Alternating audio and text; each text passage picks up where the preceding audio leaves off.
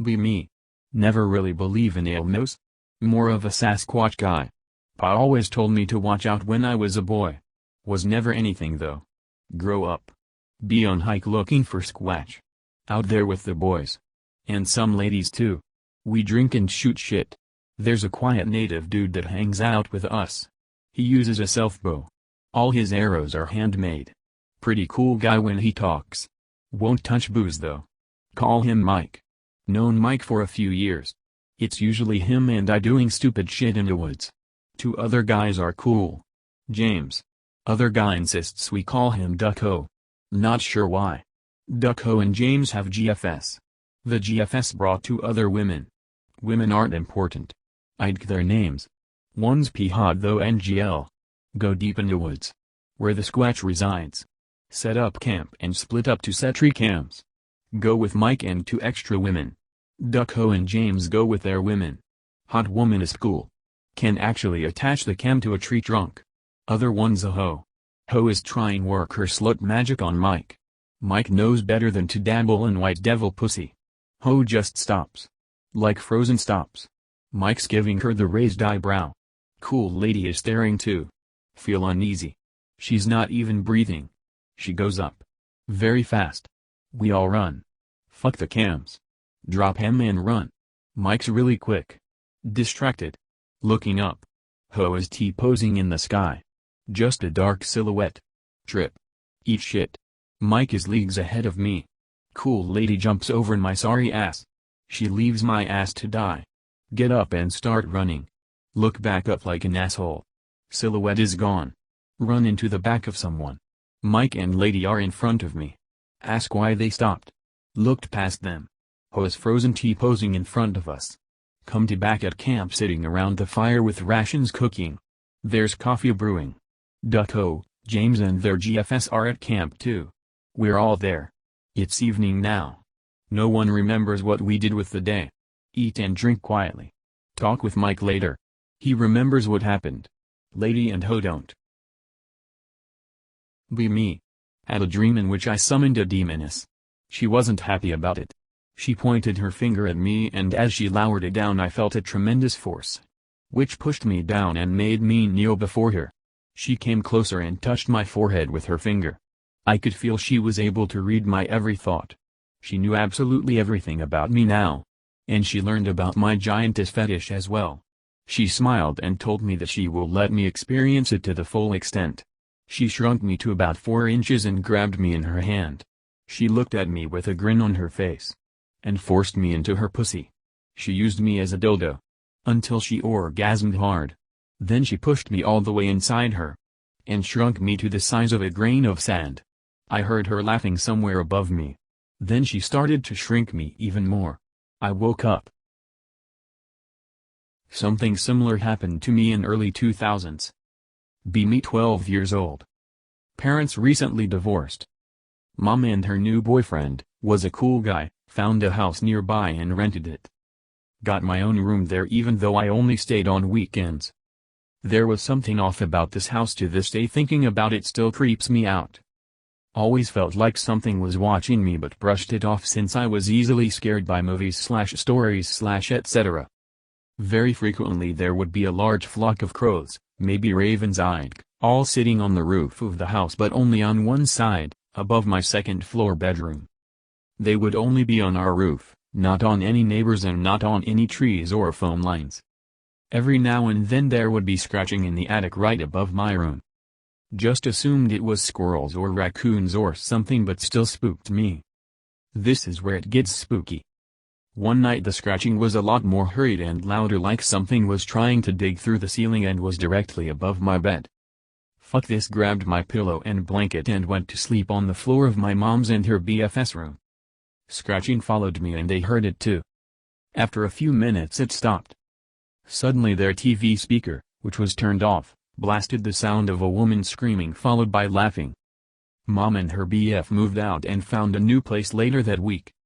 Found out later there were 3 suicides in that house since the 60s, was built in the 60s.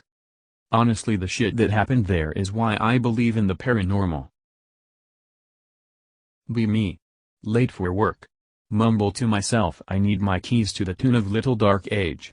Clearly hear keys jingling loudly from the closet with the furnace in it. There's a box with spare keys in it there, it also has the brooms and other utility shit basically. I'm in the kitchen, this room is literally 6 feet away. Shout bro give me my fucking keys, I thought my little brother was fucking with me. No reply. Keys jingle again, much louder, like someone is shaking them. I stomp in the room while promising to beat his ass. It's empty. Go back to the kitchen. My keys are on the counter where I was eating breakfast, right next to my plate. Run upstairs with keys and find my brother still asleep, out like a light. He calls me a schizo when I explain I heard the keys jingling. It was fucking weird, I was awake doing homework before this so I know it wasn't some dream state. I suspect it to be gnomes as I've had other items go missing and reappear like this, so have my family members but they are not superstitious. I just woke up from a nap. Previous to this I was in a thread on /pol/ about how the timeline shifted. Did I just experience this? Be me and dream. In a large pit with random objects and pipes floating everywhere. Jump long distances on objects to head to a revolving gate attached to a large pipe with a door. I jump from an object onto the gate's platform which stops spinning and feel like him being pulled backwards. I crawl through the door which is shorter and wider than me that opens bottom to top automatically. I crawl through second door and feel chest pain as I enter the room. Arrive in a room that looks like a big storage room, white walls with 3 doors on the left wall that open automatically from left to right. Chairs, desks, random objects litter the room. I go through the room to one door and hear 3 voices talking and start to feel massive facial pressure. The pressure starts to hurt really bad, starting from the tip of my nose to top of my forehead. Enter door into what looked like an abandoned kitchen and the pain in my face becomes too much. Kitchen is lit with a soft yellow glow and cast iron utensils and stoves. Suddenly I see black and unconsciously know I have the option to end the pain and wake up, or continue the dream. I end the pain, wake up, I feel no pain anymore. What was this? Can someone please help?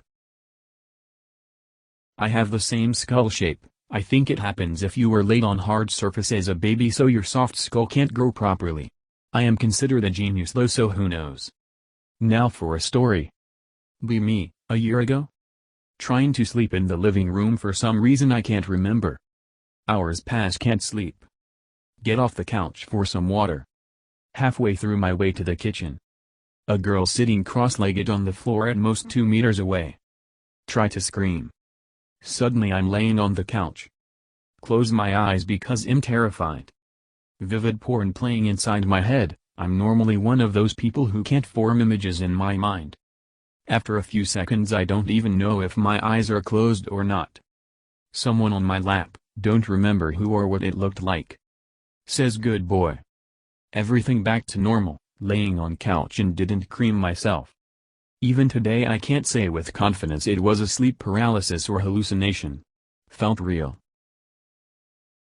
Fine, I have some. Be me.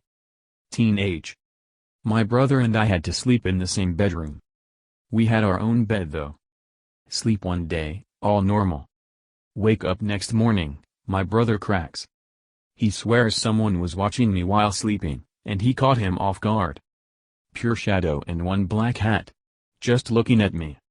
I don't remember why my brother was awake, but when he tried to talk to the man, the black hat guy looked at him and he just fell asleep again.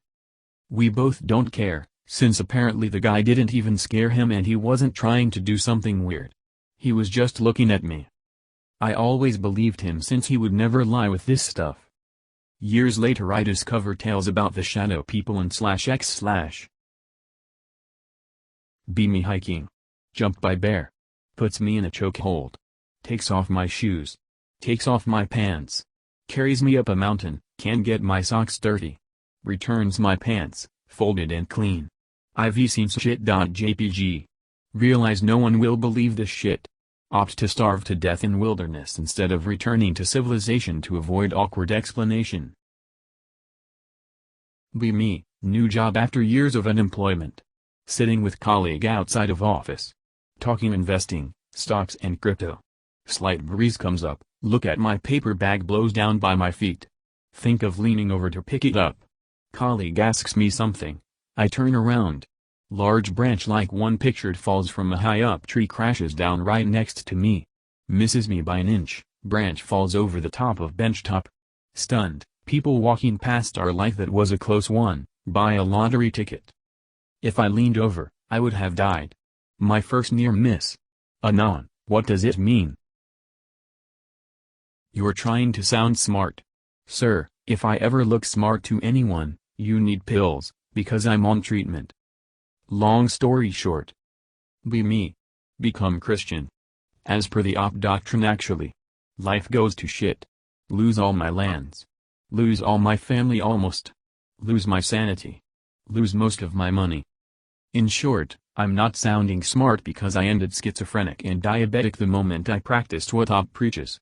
My family died as well, the most immediate family, my lands were lost, my money was considerably reduced, it has been a curse for me to practice this filth. So yeah, how is this ruiner of lives not a faggot and actually a god?